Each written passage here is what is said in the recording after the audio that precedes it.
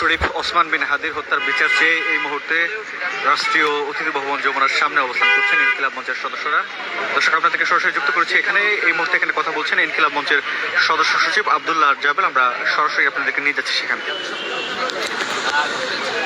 শহীদ ওসমান হাদির ক্ষেত্রেও যদি জাতিসংঘের অধীনে একটি নিরপেক্ষ তদন্তের ব্যবস্থা করা যায়, তাহলে সেটা বাংলাদেশের স্বাধীনতা সার্বভৌমত্বের জন্য একটা মাইল ফলক হয়ে থাকবে এবং ডক্টর মোহাম্মদ ইউনূসের জন্য এটা একটা মাইল ফলক হয়ে থাকবে।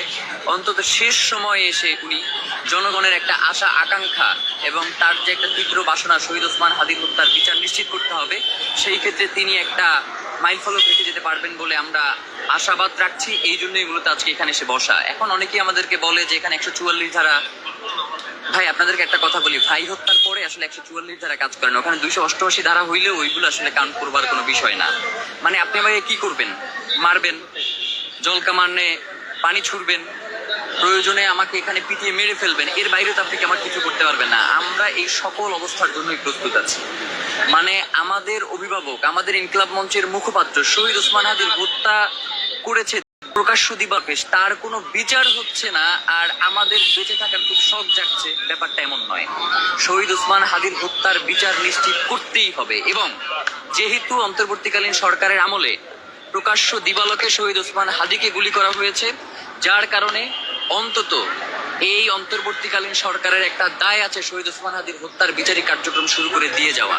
সেই জায়গা থেকেই মূলত আজকে আমরা এখানে এসে বসেছি।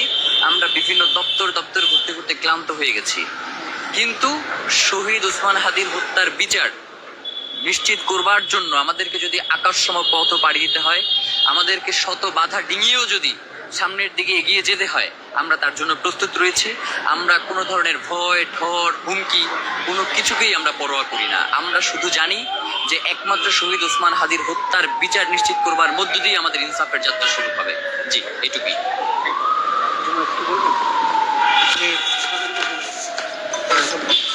আপনারা এর আগে বিভিন্ন সময় অভিযোগ করছেন যে আপনাদের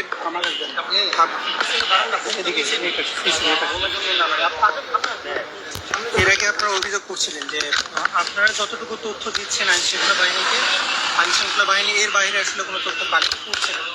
এখনো কি সেই অবস্থান আছে কিনা এবং আজকে 55 দিন পার হয়েছে, অগ্রগতি কতটুকু আপনাদের কাছে জানানো পেরেছেন? আপনারা জানেন যে তদন্তের যে শুনানি সেটা পঞ্চমবারের মতো পিছিয়েছে, কারণ এখনো পর্যন্ত তদন্ত শেষ হয়নি এবং যে চার্জশিটটা দিয়েছে আমাদেরকে গত ডিসেম্বরের 22 তারিখে জানানো হয় যে 90% আসলে তারা শেষ করেছে এবং সেই 90%-এ তারা আসলে যে কোনোভাবেই শেষ করেছে, কোনোভাবে একজন কমিশনারকে তারা মূল মাস্টার মাইন্ড হিসেবে দেখিয়েছে।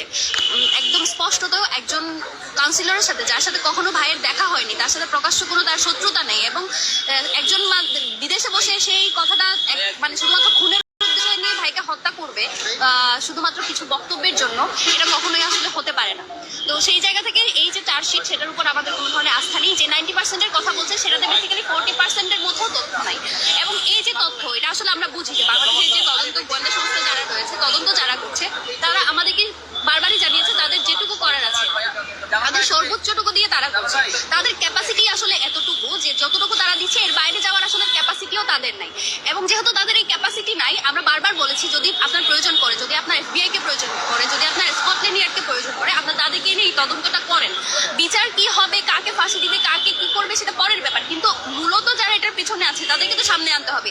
এই সামনে আনার কোনো প্রচেষ্টাই আমরা দেখতে পাচ্ছি না, বরঞ্চ আমরা দেখছি তড়িঘড়ি করে যে কজনের নাম সামনে এসেছে তাদেরকে যে কোনোভাবে একটা ভার্ডিক্ট দিয়ে এই মামলা ডিসমিস করে দেওয়ার। এইটা তো এত সহজ একটা কেস না। বাংলাদেশের ইতিহাসে এখন পর্যন্ত সবচেয়ে হাই প্রোফাইল কেসগুলোর মধ্যে অন্যতম শহীদ ওসমান হাদি হত্যার কেস। সেখানে যেহেতু তারা খুবই একটা মানে কি বলবো, একটা প্রহসন সাজাতে যাচ্ছে বিচারের নামে, আমরা সেটা মেনেই নিব না। এই জন্য আমাদের দাবি যে শহীদ ওসমান হাদি হত্যার যে বিচার, এটার পিছনে স্পষ্টত এখানে বিদেশি ষড়যন্ত্র, রাষ্ট্রীয় ষড়যন্ত্র এবং এখানে এস্টাবলিশমেন্ট জড়িত। স্পষ্টভাবে আবার বলছি, এখানে এস্টাবলিশমেন্ট জড়িত, কারণ এখন পর্যন্ত আমাদেরকে এস্টাবলিশমেন্টের তরফ থেকে কোনো ধরনের সহায়তা করা হচ্ছে না। আপনারা যারা দিন দেখবেন সকল প্রোটোকল ভেঙে দেওয়া হয়েছে। যখন তার লাশটা নিয়ে যাওয়া হচ্ছিল দাফনের জন্য, একেবারে অরক্ষিত অবস্থায় তার লাশ এইখান পর্যন্ত এসেছে, তার কবর পর্যন্ত এসেছে। এই জন্য আমরা সন্দেহ করছি এইখানে বাংলাদেশে তার যে বিচার সেটা মানে ভালোভাবে হবে না, সেটার একদম পূর্ণাঙ্গ তদন্ত বাংলাদেশে সম্ভবই না। এজন্য আমরা জাতিসংঘের তদন্ত আহ্বান করছি এবং এটা একমাত্র সম্ভব হবে যখন ডক্টর মোহাম্মদ ইউনূস জাতিসংঘ বরাবর একটা লেটার লিখবে। এটা তার জন্য কোনো ব্যাপারই না, যেহেতু তিনি ওসমান হাদিকে ধারণ করেন। বিশ্বাস করি তিনি এই কাজটা করবেন, কিন্তু তার পর্যন্ত আমাদেরকে পৌঁছাতে দেওয়া হচ্ছে না। শহীদ ওসমান হাদির ওয়াইফ এবং তার সন্তান তার একটা অ্যাপয়েন্টমেন্ট চেয়েছে, তিনি পরের দিন কিন্তু সবাইকে ডেকেছিলেন। সেদিন তো আমাদের তো সেদিন আমাদের এই দাবিটা আমরা জানিয়েছিলাম যে বিচারটা হতে হবে। আমাদের আস্থা ইনসাফ নিউজ, সত্য প্রচারে সর্বদা প্রস্তুত।